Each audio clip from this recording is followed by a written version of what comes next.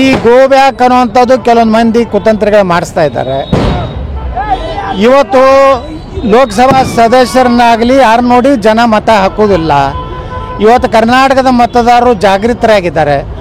ಅವರು ಯಡಿಯೂರಪ್ಪನವ್ರ ಮುಖಾನ ನೋಡಿ ಓಟ್ ಹಾಕೋದಿಲ್ಲ, ವಿಜೇಂದ್ರ ಮೋಟ್ನವ್ರು ನೋಡಿ ಹಾಕೋದಿಲ್ಲ. ಅವ್ರ ಓಟ್ ಹಾಕೋದು ನರೇಂದ್ರ ಮೋದಿಯವ್ರು ನೋಡಿ, ವಿಜೇಂದ್ರ ಮುಖ ನೋಡಿ ಓಟ್ ಹಾಕೋದಿಲ್ಲ. ಇಲ್ಲಿ ಅವ್ರ ಕಲ್ಪನೆ ಇರಬೇಕು, ಅಪ್ಪ ಮಕ್ಕಳು ನಮ್ಮಿಂದ ಓಟ್ ಬರ್ತಾವೆ. ಇಲ್ಲ, ನರೇಂದ್ರ ಮೋದಿ ಭಾರತ ಹಿಂದುತ್ವ ಇದ್ರ ಮೇಲೆ ಚುನಾವಣೆ ಆಗ್ತದೆ. ಯಾರ್ದು ಗೋ ಬ್ಯಾಕ್ ನಡೆಯೋದಿಲ್ಲ, ಕಮ್ಮಿನೂ ನಡೆಯೋದಿಲ್ಲ.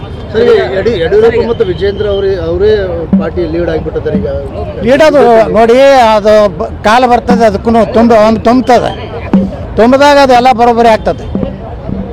ಇವತ್ತು ತಮ್ಮ ಕುಟುಂಬನೇ ತಾವು ಕೇಂದ್ರದಾಗ ಒಬ್ಬ ಮಂತ್ರಿ ಆಗಬೇಕು, ಕರ್ನಾಟಕ ಮುಖ್ಯಮಂತ್ರಿ ಆಗಬೇಕು ಅಂತ ಮಕರಂದ್ ನಡ್ಕರ್ಣಿ ಸೈಕಲ್ ರಿಟೇಲ್ ಶಾಪ್ ಮೂಲಕ ತಿಂಗಳಿಗೆ 6 ಲಕ್ಷ ಗಳಿಸ್ತಿದ್ದಾರೆ. ನೀವು ಕೂಡ ಅವರಿಂದ ಕಲಿಬೇಕಾ? ಅವ್ರ ಜೊತೆ ವಿಡಿಯೋ ಕಾಲ್ ನಲ್ಲಿ ಮಾತಾಡಬೇಕಾ?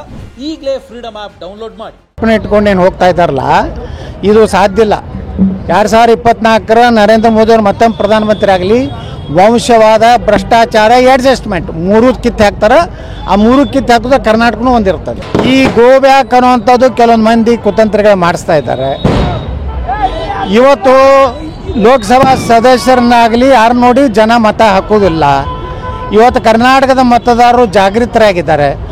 ಅವರು ಯಡಿಯೂರಪ್ಪನವ್ರ ಮುಖಾನ ನೋಡಿ ಓಟ್ ಹಾಕೋದಿಲ್ಲ, ವಿಜೇಂದ್ರ ಮೋಟ್ನವ್ರು ನೋಡಿ ಹಾಕೋದಿಲ್ಲ. ಅವ್ರ ಓಟ್ ಹಾಕೋದು ನರೇಂದ್ರ ಮೋದಿಯವ್ರು ನೋಡಿ, ವಿಜೇಂದ್ರ ಮುಖ ನೋಡಿ ಓಟ್ ಹಾಕೋದಿಲ್ಲ. ಇಲ್ಲಿ ಅವ್ರ ಕಲ್ಪನೆ ಇರಬೇಕು, ಅಪ್ಪ ಮಕ್ಕಳು ನಮ್ಮಿಂದ ಓಟ್ ಬರ್ತಾವೆ. ಇಲ್ಲ, ನರೇಂದ್ರ ಮೋದಿ ಭಾರತ ಹಿಂದುತ್ವ ಇದ್ರ ಮೇಲೆ ಚುನಾವಣೆ ಆಗ್ತದೆ. ಯಾರ್ದು ಗೋ ಬ್ಯಾಕ್ ನಡೆಯೋದಿಲ್ಲ, ಕಮ್ಮಿನೂ ನಡೆಯೋದಿಲ್ಲ.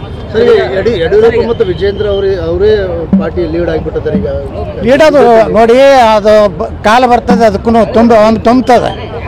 ತುಂಬಿದಾಗ ಅದೆಲ್ಲ ಬರೋಬ್ಬರಿ ಆಗ್ತದೆ. ಇವತ್ತು ತಮ್ಮ ಕುಟುಂಬನೇ ತಾವು ಕೇಂದ್ರದಾಗ ಒಬ್ಬ ಮಂತ್ರಿ ಆಗಬೇಕು, ಕರ್ನಾಟಕ ಮುಖ್ಯಮಂತ್ರಿ ಆಗಬೇಕು ಅಂತ ಕಲ್ಪನೆ ಇಟ್ಕೊಂಡೇನು ಹೋಗ್ತಾ ಇದ್ದಾರಲ್ಲ, ಇದು ಸಾಧ್ಯ ಇಲ್ಲ.